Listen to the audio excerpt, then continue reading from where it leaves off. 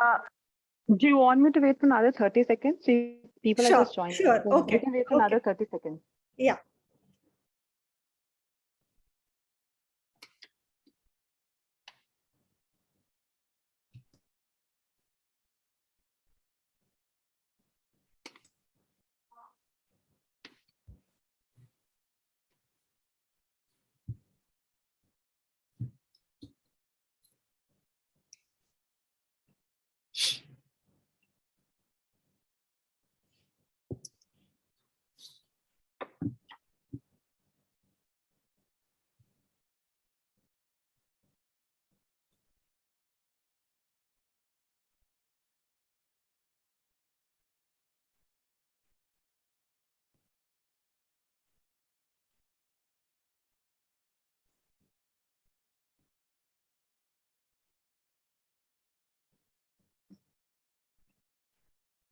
I think we should go now. Yeah. Welcome to all. Very good evening. My name is Pooja Shukla, and we at Shravanti Lab at CSIR-IGIB are organizing a stem cell webinar series. In that, we have an excellent line of speakers who will be sharing some deeper insights on their recent research related to various domains of stem cell biology, current state of knowledge, and in its impact on future application. With this webinar series, we intend to help the budding researchers gain better understanding on stem cell research. Before we proceed ahead into the webinar formalities, I would request some housekeeping things. Kindly turn off your mics and videos for a better streaming. And we will be having a Q&A session at the end. So please post your questions in the chat box. And now I would request Dr. Shravanti to introduce our today's speaker to the audience. Over to you, Dr. Shravanti. Thank you, Pooja. I want to thank Ramanuj to take his time out on a Saturday evening for this seminar here for the people at CSIR-IGIB and others who are listening. And thank you for all the people who have joined also for the seminar this Saturday evening. So we have today Dr. Ramanuj Dasgupta. Ramanuj has done his bachelor's in chemistry from University of Delhi. And he has done 2 bachelors actually, arts in genetics. I didn't know about this Ramanuj from Cambridge University as well. And he obtained his doctoral degree in developmental biology and molecular medicine at University of Chicago.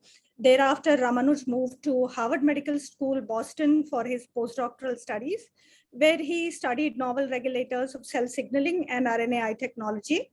Dr. Ramanuj was appointed as a assistant professor at NYU Cancer Institute in 2005, and he was there till 2014. And he was associate professor by then. His research at NYU focused on cell signaling again, specifically Wnt, Notch, EGFR, with respect to cancers, colorectal and prostate cancers. In 2014, Ramanuj moved to Genome Institute of Singapore. He's currently there. He's a senior group leader and leads a program in precision oncology and cancer evolution. His key areas of interest are high throughput structural and functional single cell genomics to identification of novel biomarkers for therapeutic response. Today, we are gonna hear Ramanuj's work in that regard. Ramanuj has published some very high impact papers. He has over 50 peer-reviewed research papers, and he's been recipient of prestigious awards like Chen Award of Excellence by Human Genome Organization, American Society Cancer Research Scholarship, and NYC Bioaccelerator Prize, New York. I again thanks Ramanuj for coming today to deliver the seminar. Ramanuj, this is for you now. You can please start your seminar. Great, thanks, Shravanti. Again, thanks for the opportunity and this invitation. Really glad to be there and happy to describe some of the work that we are doing. Even though the seminar series is, from what I understand, is stem cells, I'm not going to specifically talk about stem cells, but really focus on cancer. But I mean, I think there are some alignment with what you probably hear about stem cells, specifically in cancer stem cells, where you have these dedifferentiation phenotypes, for example.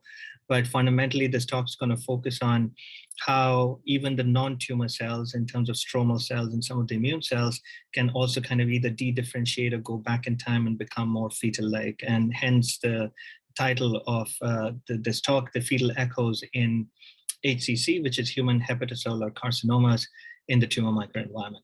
So let's jump right to it. Hopefully you can see my slides, right? All right. So fundamentally, my lab is interested in how tumors evolve, both in the context of tumorigenesis as well as tumor progression into metastatic and drug-resistant relapse disease.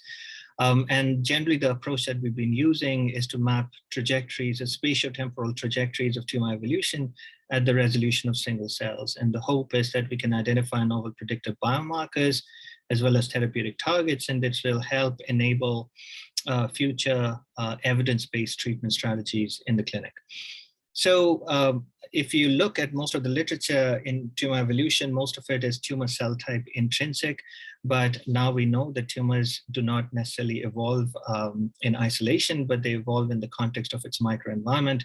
So tumors are in fact this ecosystem of interacting interdependent cellular communities, much like this marine environment that you see here.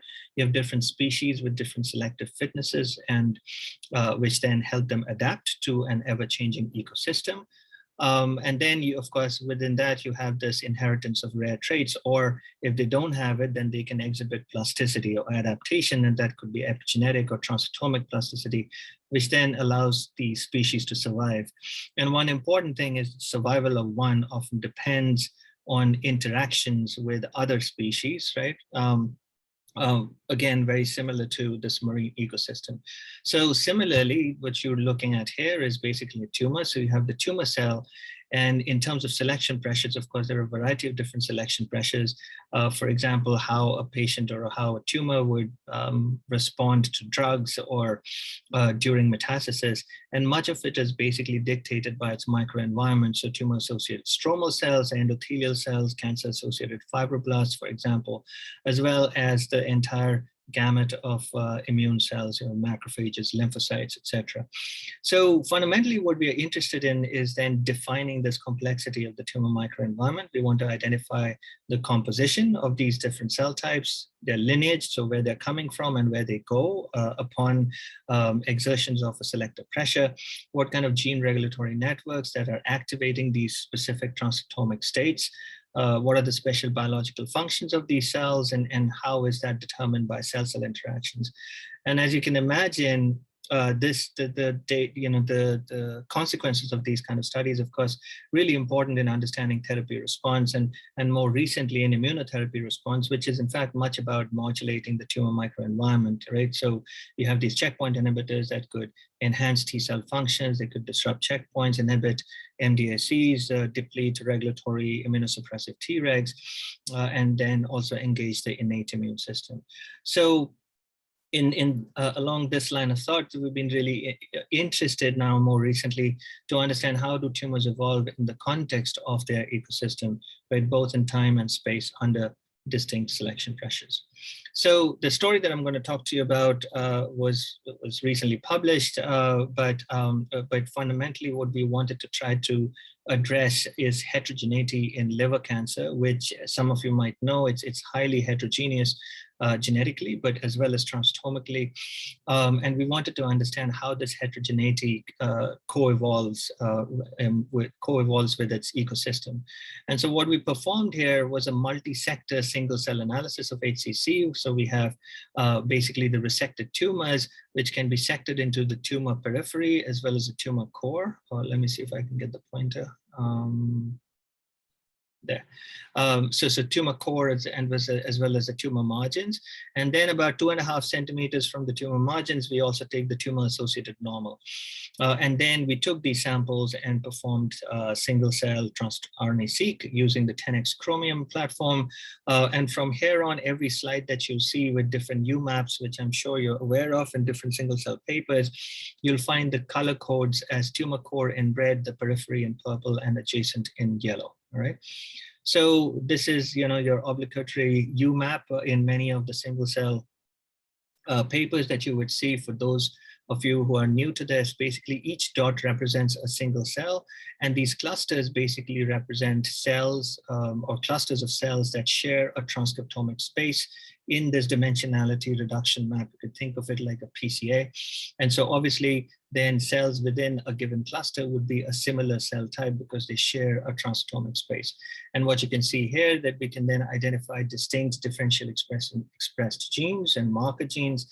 And so you can identify the malignant cells over here, hepatocytes, the fibroblasts are here, endothelial cells, lymphocytes, myeloids, and B cells. Now, the interesting insight, the first interesting insight came from looking at the spatial map. So now if you color this UMAP, but coded based on where they came from, so tumor periphery, tumor core, or adjacent normal, what you find that there are distinct clusters in these mega clusters of individual cell types that are specifically coming either from the tumor adjacent normal or from the tumor core and periphery, right? And it was specifically obvious, right, in these endothelial cells, the lymphoid cells, and the macrophages. So now what you could do is you could take these individual cells and then recluster and subcluster them to look at the heterogeneity. So now if you then do further clustering of just the lymphocytes, what you can very clearly see again is that you have the clusters on the left that are coming from the tumor adjacent normal, the ones on the right coming from the tumor center and the periphery. But what we found is that most of the affected T cells, right, they seem to be excluded from within the tumor, and most of them are found in this yellow part, the tumor adjacent normal. So these include the CD8 T cells, the cytotoxic T cells, NK, NKTs, and some of the CD8s and NKs that are left behind within the tumor, they basically express exhaustion markers, so they're ineffective, so that PD-1, LAT3, TIM3, etc. On the other hand, much of the T lymphocytes within the tumor, there were CD4s and regulatory T cells, which are immunosuppressive, as highlighted by some of these markers. So suggesting that HCCs, the microenvironment, exhibit features of immune tolerance or immunologically cold tumors. So obviously the next question was like, what specifies this, this winter in the HCC TME? And some of the insights actually came from looking and further subclustering and reclustering these other cells that are associated with the tumor microenvironment, including tumor-associated endothelial cells, which is this particular cluster, and further subclustered here, and the tumor-associated macrophages, which is over here, and then further shown as subclustered over here. And again, you could see some clusters in the endothelial cells or in the macrophages only coming from the tumor adjacent normals, other that are coming from within the tumor, both periphery and the core. But what was even more remarkable and striking is that what we found is some of these tumor-associated endothelial cells, as well as the tumor-associated macrophages, they appear to be reactivating developmental programs that are seen generally only in the developing fetal liver. All right.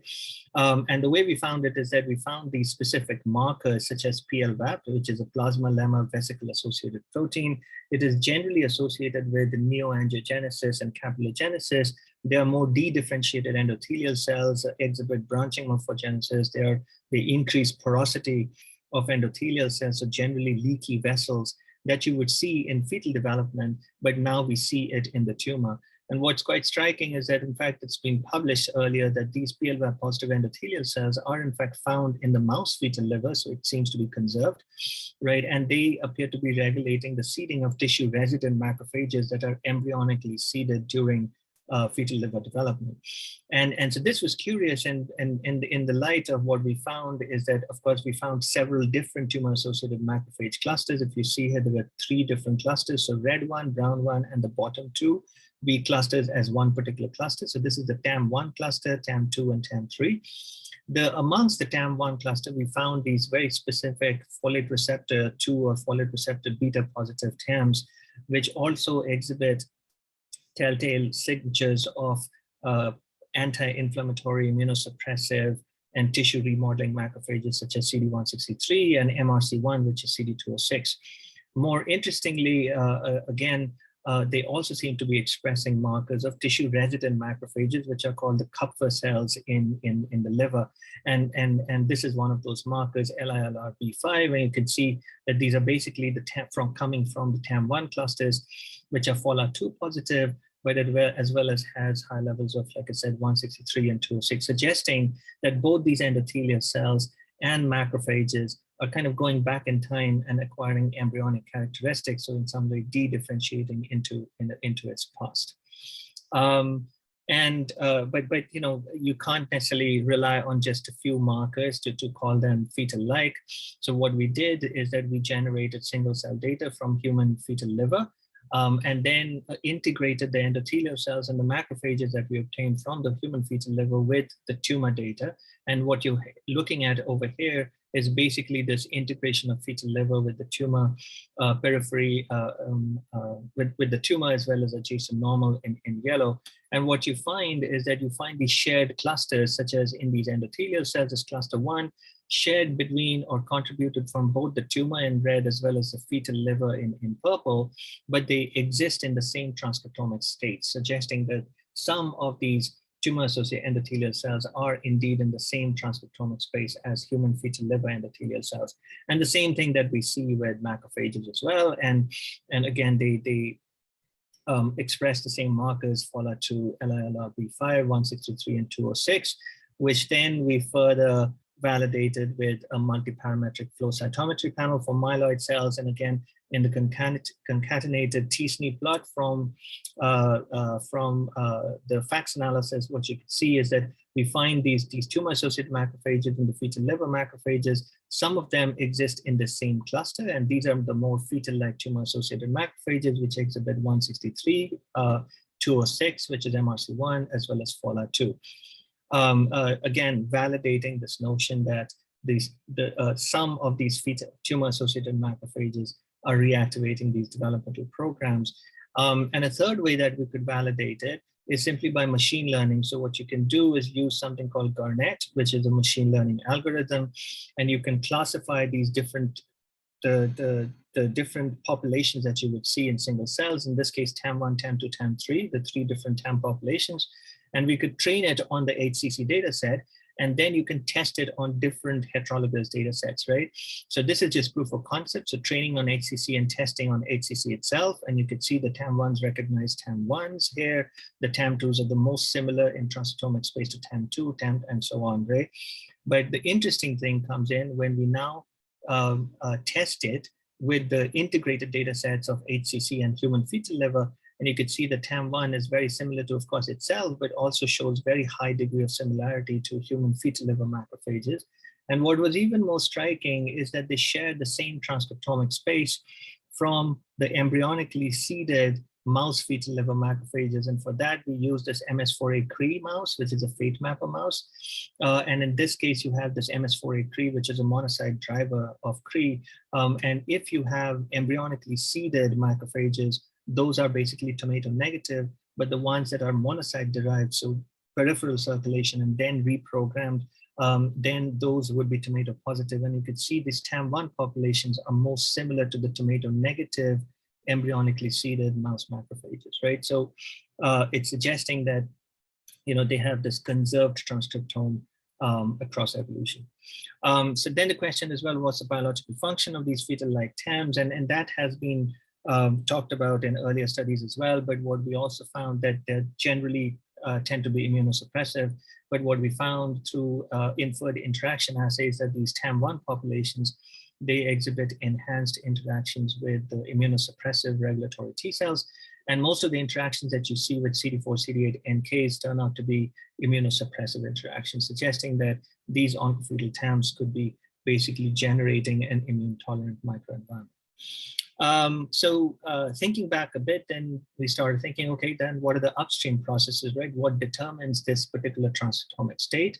And so then in order to do that, we took, let me call it the CNIC route, but CNIC is basically an algorithm specifically called single cell regulatory network inference and clustering.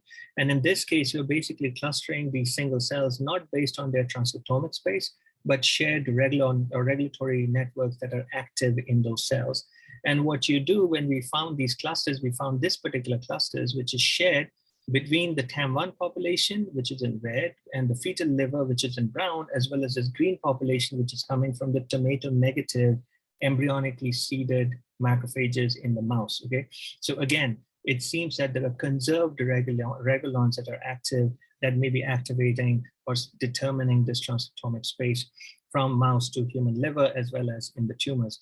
And if you look at the enriched transcription factors that are present in these regulons, you find this HES1 regulon highly enriched, which many of you, I'm sure you know, that it's downstream of delta notch signaling, suggesting that maybe notch signaling could be specifying this TAM1 fate. And so we looked at that more carefully. So that now what you're looking at is, again, that scenic regulon-based clustering, but now mapped onto a t-SNE map. And you could see this HES1 regulon is active in this kind of, what looks like kind of almost subcontinental India in this case, where it's on this east, right? And this is basically also coming from the tumor as well as the fetal liver. And when you look at the expression of HES1 and specifically co-expression of HES1 with the TAM1, the fetal-like TAM1 markers, you see that they're co-expressed in these areas with 206, 163, and FOLA2. And these two clusters are basically, again, coming from the tumor and the fetal liver, suggesting that, HES1 and Notch indies is active in these macrophages that are acquiring fetal-like states. Now, if Notch is activated, well, where is it activated from, and where is the ligand delta or jagged coming from? So we looked at expression of all the Notch ligands, and what we found, to cut a long story short, is that it is these PLVAP positive endothelial cells, again, shared between the tumor and the fetal liver, that are expressing high levels of delta 4, which then must be, which we thought or hypothesized would be specifying or activating Notch and specifically Notch 2 in this case that we found in the TAM1 population to activate the HES1 regulon and Notch activity. And so we could then functionally test it using a co-culture system where we have delta 4 coated beads or nude beads as control. And then we co-culture them with monocytes that are isolated from tumor adjacent normal, right? And what you find is co-cultures, when you coat them with delta 4, you get, again, activation of CD163 and 206, which can then be inhibited by anti-delta 4 antibody. And the same thing, you also see that with delta 4 activates the FOLA2 expression in these monocytes that are derived from the tumor adjacent normal, and again, it can block it, suggesting indeed that it is delta Notch signaling that is specifying the TAM1 fate in circulating monocytes within the tumor, all right? So, and finally, you could also look at single cell analysis to actually start doing lineage tracing, and this is something called RNA velocity. I'm not going into too much detail, but basically it looks at ratios of unspliced to splice isoform to identify a cell that is producing newly spliced or nascent RNA, and then it looks at the expression of that particular RNA, right? So cells that are making a specific transcript, you have higher levels or higher ratios of unspliced to spliced. And then if they were to change states or change fate and therefore express that particular RNA, the splice form, you would see them reside somewhere else. And using that, you can basically get to these directionality plots. And what you could see, it is these monocytes clusters that are streaming into the tumor, and it's contributing to this green cluster, which is, again, your fetal tumor-like macrophages. But the second one, which is also your FOLA2 positive, that appears to be simply getting enriched within the tumor. So it seems that there are two populations, one that is at the periphery, and you can see that with the spatial map, more purple. And these are the ones that appear to be basically reprogrammed at the periphery of the tumor. And then you also have enrichment of the FOLA2 positive TAM1 populations within the tumor, suggesting much of this reprogramming from the peripheral circulation must be happening at the periphery of the tumor itself, right? So then we also were wondering about, well, what specifies the endothelial cell state? And in order to do that, we use something called NicheNet, which is basically looks at pairwise interactions of cells that may be interacting using expression, again, of ligands, as well as downstream target genes in the receiving cells. And to cut a long story short, again, we found that the tumor hepatocytes that are actively proliferating, these are the ones that are secreting VEGF alpha, which then interact with VEGF receptor in these endothelial cells to activate PLVAP, PLPP3, a whole bunch of these fetalized endothelial markers. And we could show it with immunohistochemistry as well, or immunofluorescence, that these VEGF producing hepatocytes are usually abutting these PLVAP positive endothelial cells, suggesting it's VEGFR signaling in from the tumor hepatocytes that are reprogramming these endothelial cells. And if you look again at the spatial distribution, most of the PLVAP positivity is coming from the periphery of the tumor, not so much at the core. And again, if you split these clusters, so if you look in the left here, 3 and 9, so 3 has higher levels of PLVAP compared to 9, and you could see that in the violent plot here. And these are inversely proportional to the expression of PECAM, which is CD31, which is a maturation and differentiation marker. So again, suggests that the tumor periphery is where the endothelial cells are getting more dedifferentiated and you have new capillogenesis, but these are the ones that are, or some of these are the ones that are expressing delta-4, which then recruits and reprograms these monocytes into the FOLR2 positive macrophages, right? So finally, of course, seeing is believing. So we wanted to, everything that we've looked at is, of course, at the level of single cell resolution, but you don't quite know where exactly it's happening. And so we then attempted to do a little bit of spatial transcriptomics, and for which we use the Nanostring digital spatial platform and the DSP. In order to do that, we basically generated a customized probe of 96 different genes that are targeted, 96 different genes, which comprise of many of the markers that we identified from the single cell analysis, but then combined it with some of the available probes that they had against the immune system, so against the immune profile. And so what you're looking at over here is basically a huge amount of data that is just summarized with gene expression levels. And what you're looking at here is 108 different regions of interest across the time scale of fetal liver, the tumor adjacent normal, and tumor, okay? And what you find is that if you cluster these 108 regions across the expression of these 96 different genes, they form into 2 different clusters, right? So they very neatly divide into 2 different clusters. Cluster 1, which is mainly coming from the tumor itself, as well as the fetal liver, whereas the cluster 2 is mainly coming from the tumor adjacent normal. And it is the clusters that are coming from the human fetal liver as well as the tumor, which appear to have this fetalized ecosystem of high FOLR2 positive TAMs and PLVAP positive ECs at high levels of Notch, VEGF, as well as a whole host of immunosuppressive markers, as well as regulatory T cell markers such as FOXP3, CTLA4, TIGIT, PD-L1, TIM3, etc. Right? So that then brings me to the working model then, that we find what we think is that tumors are reactivating these early developmental programs within the microenvironment to create a fetal-like immune-tolerant ecosystem, right? And what we find it is really these proliferating hepatocytes that are secreting VEGF, which then likely interacts with VEGF receptors and activates this fetal-like endothelial property or endothelial programs, which are the PLVAP positive endothelial cells. A subset of these would be expressing delta-4, which then could be interacting with Notch2 and monocytes in the peripheral circulations, and then reprogram them into these fetal-like FOLR2 positive TAMs. But generally speaking, these fetalized endothelial cells exhibit telltale markers of endothelial cell energy. So they're not very good at recruiting leukocytes, but they can reprogram some leukocytes, in this case, these monocytes, and then convert them into fetalized TAMs. And then these are most likely engaging with enhanced interactions with regulatory T cells, as well as immunosuppressive interactions with cytotoxic or helper T cells to then recreate this fetal-like immune-tolerant microenvironment. Now, if you think about it in the context of, again, how do we bring single cell discoveries into the clinic?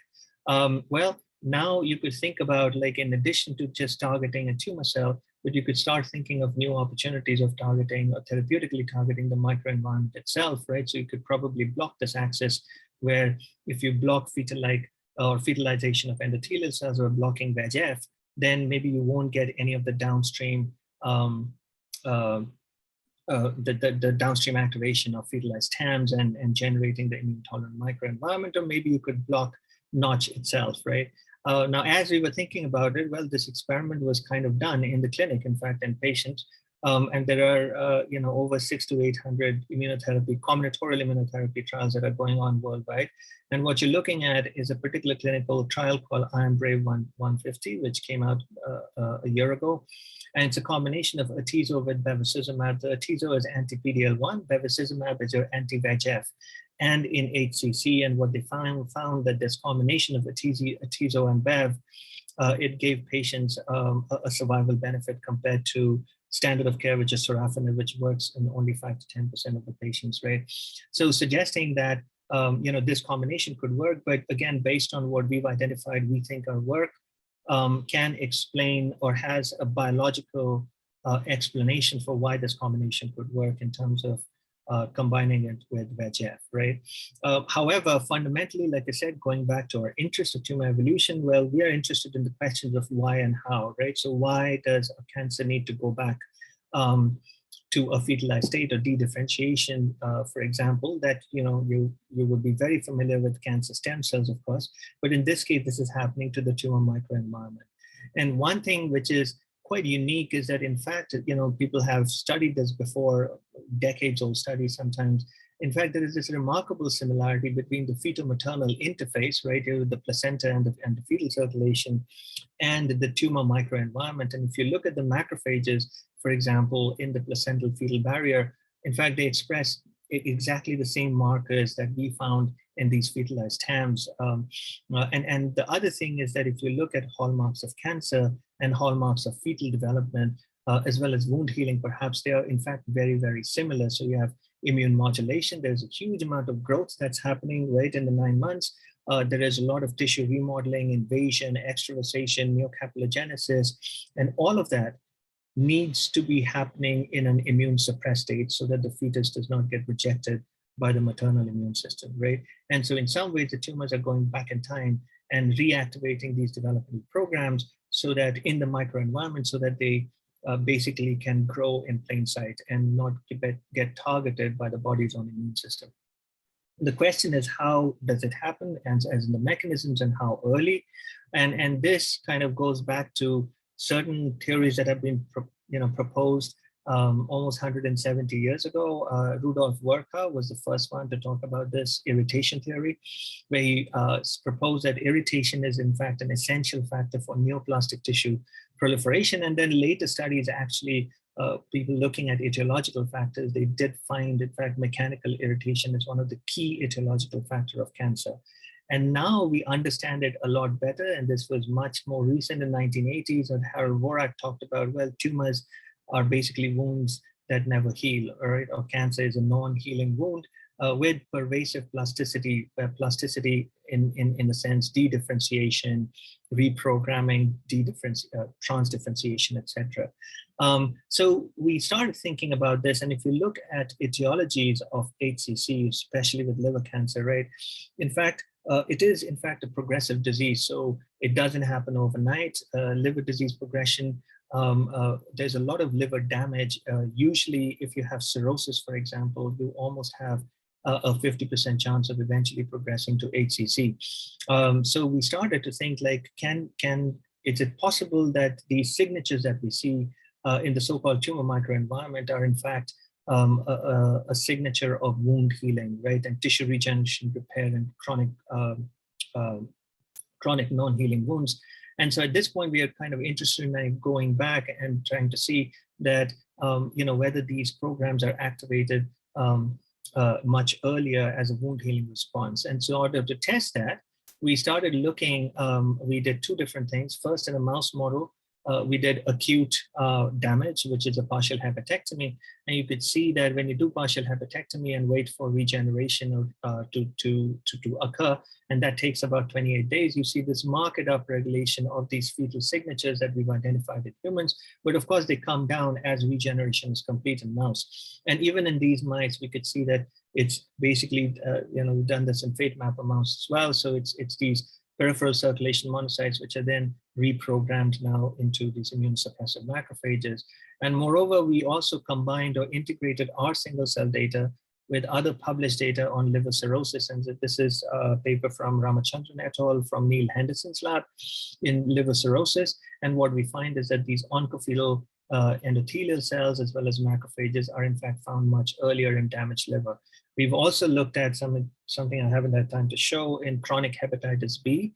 So virally induced etiologies of liver damage and liver disease progression. And we could find very similar signatures in those virally induced tumors, in those patients with chronic hepatitis B without any tumors, right? Suggesting that what we thought is actually a tumor microenvironment may not necessarily be a tumor microenvironment, but it's an environment which is a result of a wound healing signature, right? You know, I'll talk about it maybe some other time. But this is another story that's coming out of the lab. So fundamentally, then I would just end it with this thesis that we're trying to work on, that perhaps early liver damage and wound healing. So this could be environmental induced alcohol, bad food, all kinds of damage that we actually let our GI tract to go through may induce a reprogramming and most likely an epigenetic reprogramming of the intrahepatic microenvironment into something which is like or resembles a pro-tumorigenic niche. But what's interesting that this is all happening way before there is a mutant hepatocyte, right? But liver damage would basically start activating repair, which again involves hepatocyte proliferation, etc. And then they might then restart the chain of events that I talked to you about that we identified within the tumor. So in the future studies, now we are mainly focused on early disease progression with an intent, with a preventative intent, basically, looking at different etiologies of liver disease, both viral positive, viral negative, and how they progress into steatohepatitis, fibrosis, cirrhosis, and HCC. And in this case, we are now generating a spatio-temporal map of evolution of liver disease, both all the way from healthy liver into HCC and then advanced HCC. So hopefully we'll have something more to talk about the next time you hear me talking about this. All right, and the hope is that if we understand these evolutionary processes and the mechanisms, so then we should be able to identify new therapeutic targets and biomarkers that can track progression of liver disease towards cirrhosis and HCC. So with that, I would just thank all the patients who were extremely generous to give us their tissue for research, and amazingly organically interacting ecosystem in Singapore with clinicians where we get all these samples from. This work was led by a really motivated postdoc, Ankur, who now has his own lab at Perth.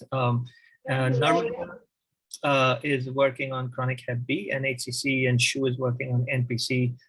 Haven't had time to talk about that, but would be happy to take questions at this point. And of course, all the funders who paid the bill. So thank you so much and happy to take questions. Thank you so much, Dr. Dasgupta, for this interesting talk. We have few questions in the chat box. If you would allow me, can I read the questions out for you? Sure, of course. So we have first question from Kamal Sarkar.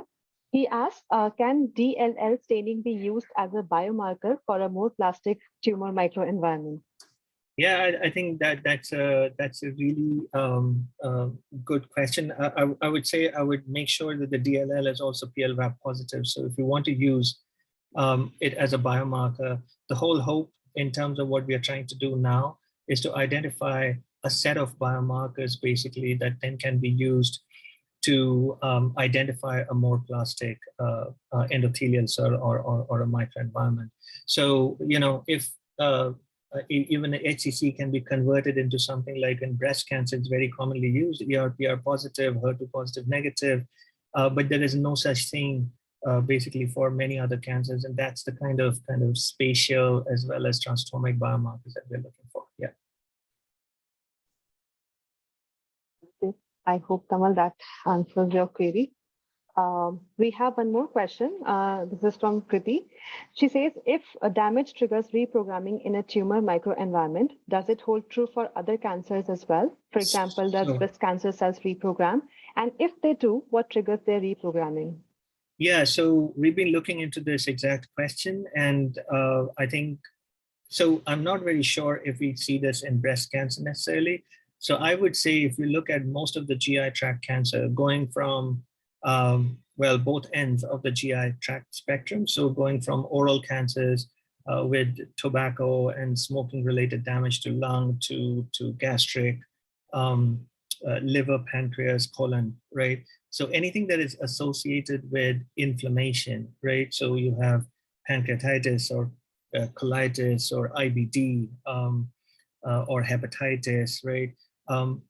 Any environmental or other damage, basically, those would be associated with some kind of activation of regeneration and repair. In breast cancer, generally speaking, we don't necessarily see it. So I would hazard a guess, even though I'm not very sure. So we're looking at actually the single cell data from a variety of, like, looking at a pan cancer atlas, basically, to identify these states. But it's very clearly seen in some of the other epithelial cancers associated with the GI tract. But we don't necessarily see it in, say, gynecological cancers such as cervical, breast, and ovarian cancer. But not to say that, you know, again, we are looking at with very specific markers that are with what we found, and it's possible that there are other markers that we need to look at. They haven't looked at that yet. Pooja, can I ask a question? No, go ahead.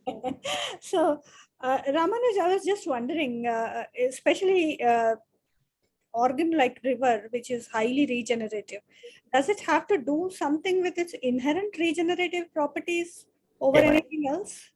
I think so too. I mean, I do think it plays a role, which is why it's very evident when we looked at it. But now when we look at it with a fine-tooth comb in many other GI cancers, I do think you would probably see it.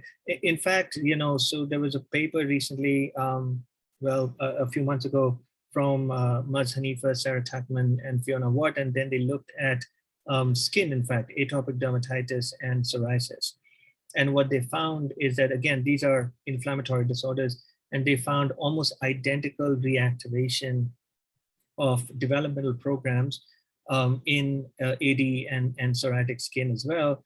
And even though they didn't specifically talk about it, but I've talked to them and they've integrated their data set with ours, and now we've done the same thing. They found of endothelial reprogramming or fetalized reprogramming of endothelial cells that they called VE3, I think, and, you know, vascular endothelial cell 3, and MAC2, which is a macrophage. And if you look at them, basically they're identical to what we found in the liver. So again, suggesting it is an inflammation induced. So you know, inflammation, which most likely causes, you know, necrosis or necroinflammation, which then causes damage, which then would result in proliferation, and that usually gets like highly activated with inflammation. So you get fibrosis, which then results in further damage, and then you reactivate inflammation. So this chronic non-healing wound, right? So I think in the liver it was just quite striking to see. But now that we're starting to look at other cancers, we do see this. But one thing, I mean, in line with your question, is something that we're looking at. So if you do hepatectomy, so would partial hepatectomy also induce or you know, make the chances of or it would give you a worse prognosis, basically, right? So would hepatectomy, is it associated with increased risk for HCC? And obviously many people get transplant, right? And you have, but cirrhosis, you don't really have a choice, you have to get a transplant.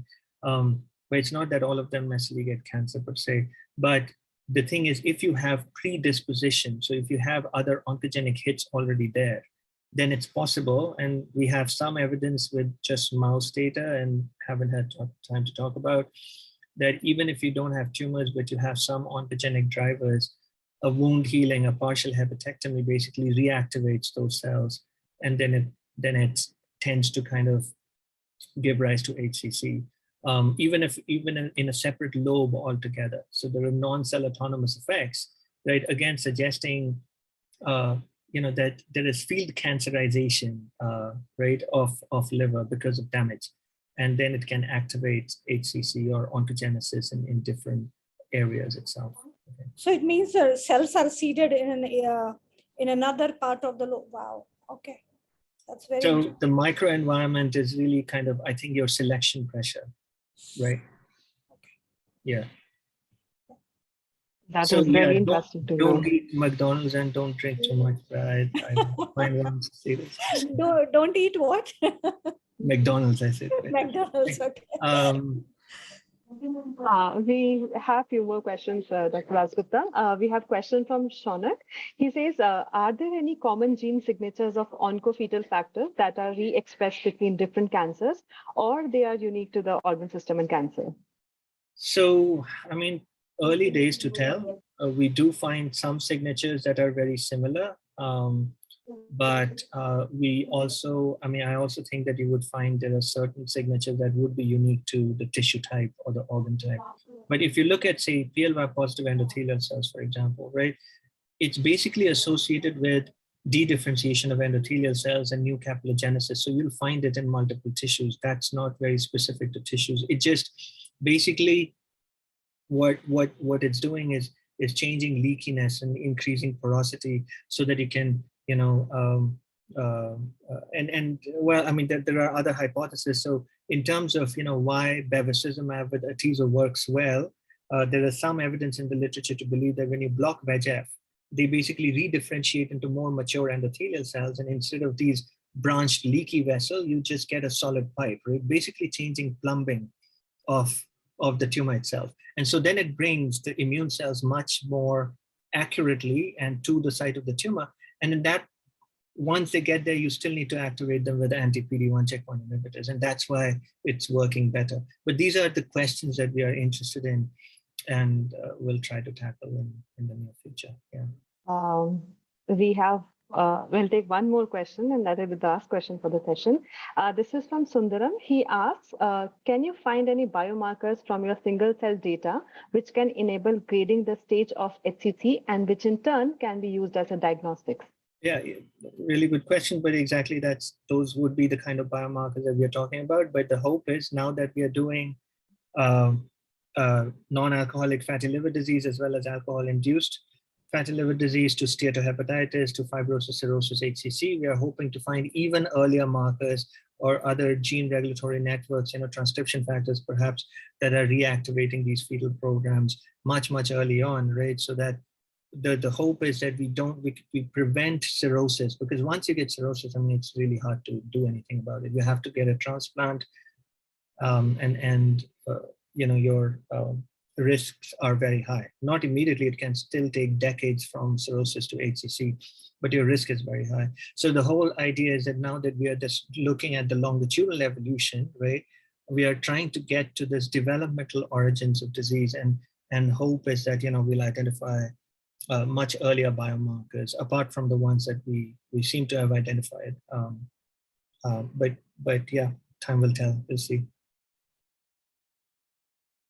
Thank you, Dr. Dasgupta, for addressing all the questions.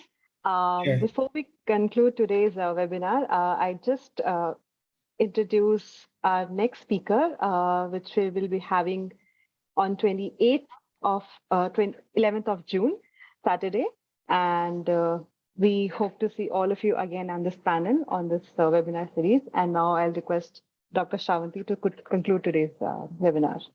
Yeah, Ramanuj, incredible work and very great findings. Was very exciting to hear your work after a long time.